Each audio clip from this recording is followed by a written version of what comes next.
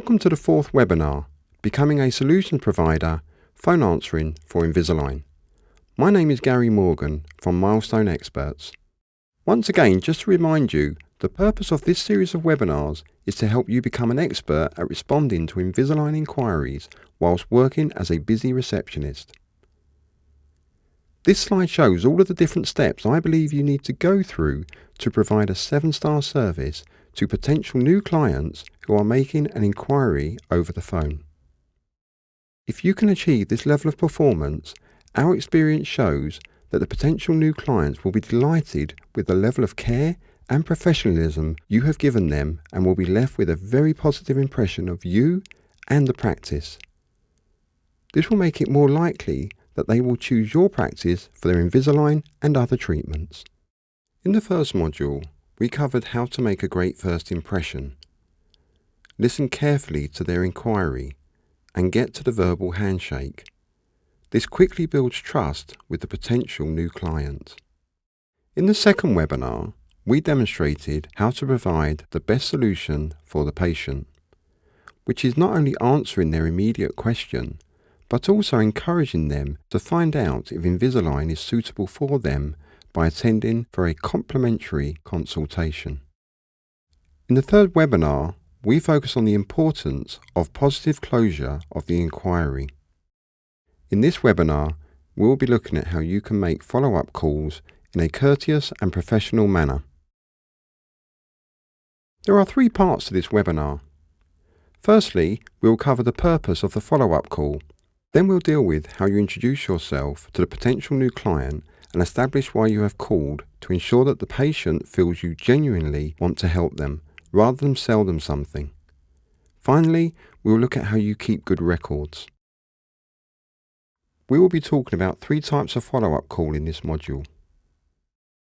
The first type of call we will cover is for those prospective new clients who have not attended for any form of consultation.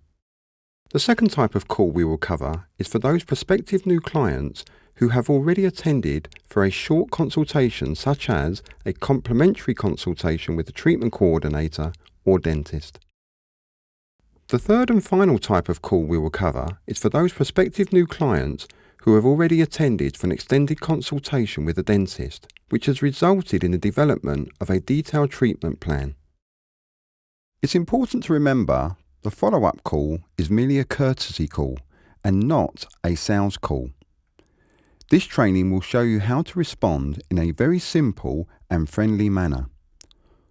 More in-depth ethical sales training would enable you to handle objections in a very professional way, but that is outside the scope of these online training modules. Please contact us if you'd like help with this. The follow-up call is an important part of the patient consent process, as we have an obligation to help patients make the most appropriate choice for their oral health. When you are making the call, you should feel confident that you and your practice team are able to help this potential client in an ethical way. That feeling of confidence will put you in a better position to sound more professional and competent when speaking with them.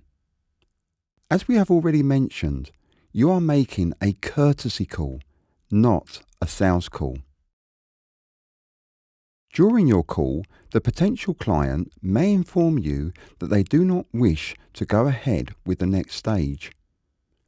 You should respond positively to this by thanking them for their time, reminding them of your name and the practice contact number, and assuring them that you would be happy to speak with them again, should they have any questions. That will mean the potential client is left with a positive impression of you and your practice as a professional and caring team. Make notes on your inquiry tracker, as this potential client could be interested in your services again in the future. We will now look in detail at how you can make the different types of follow-up call. Remember, your practice only wants to provide ethical care that is in the patient's best interests. The potential new client has previously contacted you about how to improve their smile. Your goal at this stage is to offer a short or complimentary consultation with either a treatment coordinator or dentist. That way, you will know they are going to receive the best possible advice. Hello? Hi, is that Emma? Yes, it is. Hi, it's Sarah here from the Milestone Dental Studio. Is now a convenient time for you to talk? Yeah. Okay, we sent you some information about our Invisalign service recently. This is just a courtesy call to see if you'd like to go ahead and book a complimentary consultation with Dr. Toy to see if Invisalign would be suitable for you. Yes, please. Brilliant. It's not for me right now. That's fine. Just to remind you then that you're speaking to Sarah today, so please feel free to call me any time on 01345 678 899 if you do have any other questions. I'd be happy to help you. Now let's look at the short consultation follow-up. The potential new client has had a short or complimentary consultation with the treatment coordinator or the dentist. Your goal in this type of call is to invite them into the practice for a full or comprehensive consultation with the dentist. This is the only way we can provide the patient with all the information they need to make an informed decision.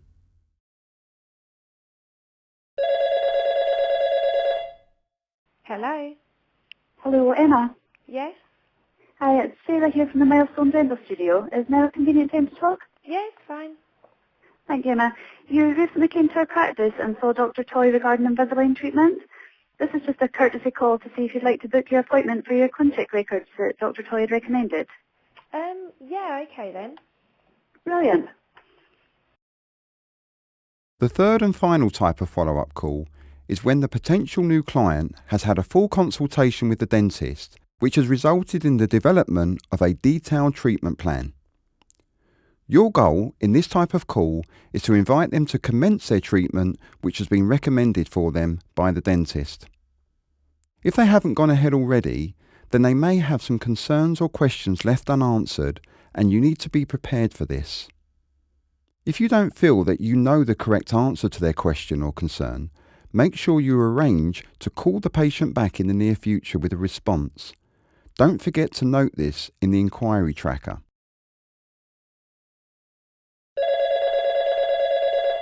Hello? Hello, Emma. Yes? Hi, I'm Sarah from the Milestone Dental Studio. Is this now a convenient time to talk? Yes, sure. Thanks, Emma. You recently came to our practice and saw Dr. Toy regarding Invisalign treatment. Oh, yeah. So this is just a courtesy call to see if you'd like to book an appointment to start your treatment that Dr. Toy had recommended. Yes, I would, please. Brilliant. The third section of this module is to highlight the importance of good record keeping when you are a solutions provider. I hope you have been recording your Invisalign inquiries in the inquiry tracker as we previously recommended. This is an ideal time to look again at why this is so important. Making good records in your tracker will help you work as a team to ensure you are providing a personal service.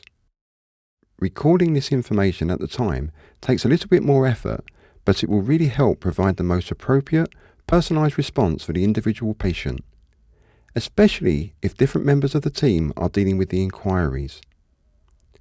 It looks so much more professional and caring when the new client realises there is a high level of communication and personal interest within the team.